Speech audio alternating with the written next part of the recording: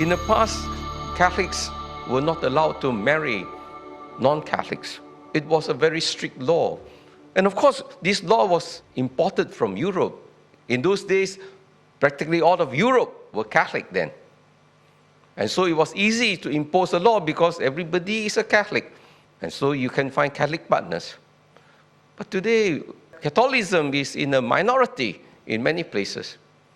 And how do we find Catholic partners? And today, our women are all working. They have a lot of social interaction with people not of the same faith. And so, as they continue to work, as they begin to socialize, people fall in love. When you fall in love, it's not a matter of the head, it's a matter of the heart. And so what do? The church allowed them to get married. Why? For the simple reason, if we do not allow them to have mixed marriage, they will leave the faith because they feel unsupported. We will lose them anyway. But there is an upside, that if their faith was strong, then perhaps there could be a possibility for conversion, not just of the non-Catholic spouse, but even of the family of the non-Catholic spouse.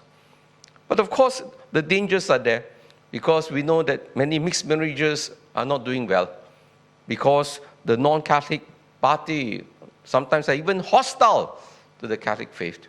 And so they live in a dilemma. Children become confused, don't know who to follow, daddy, mommy, and many of them became agnostic after some time. They don't choose any religion, they don't go to church, they don't go to any temple, because the parents can't even agree. And values are also compromised. And so sometimes mixed marriages brings a lot of division in family life. And it didn't bring the unity that marriage is supposed to bring.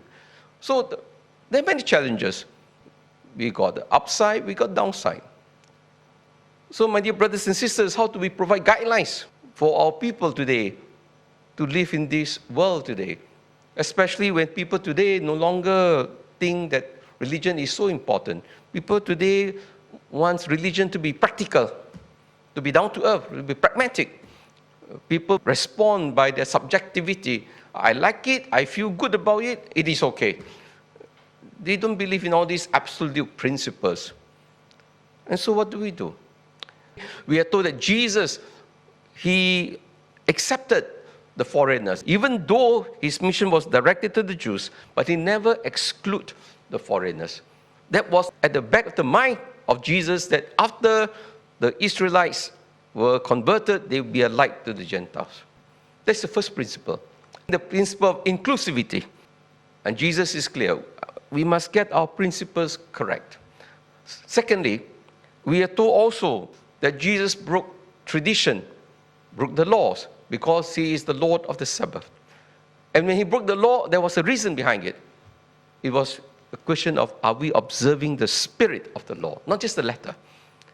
And so, my dear brothers and sisters, then we have to ask ourselves, what are the fundamental principles that guide us in trying to be faithful to our faith, living in a very complex milieu?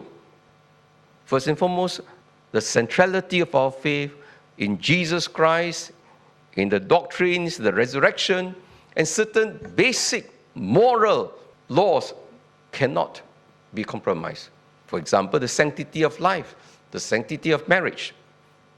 And so it is important for us, therefore, to know our principles, and application will vary according to pastoral context. And this is where there is a need also to find the right approach in applying basic principles to life situation. But at the end of the day, honestly, it depends on the faith of the Catholic. If the Catholic's faith is strong, he will not be in danger. But if the Catholic faith is weak and he marries a non-Catholic partner, eventually we can be very sure he or she will lose the faith.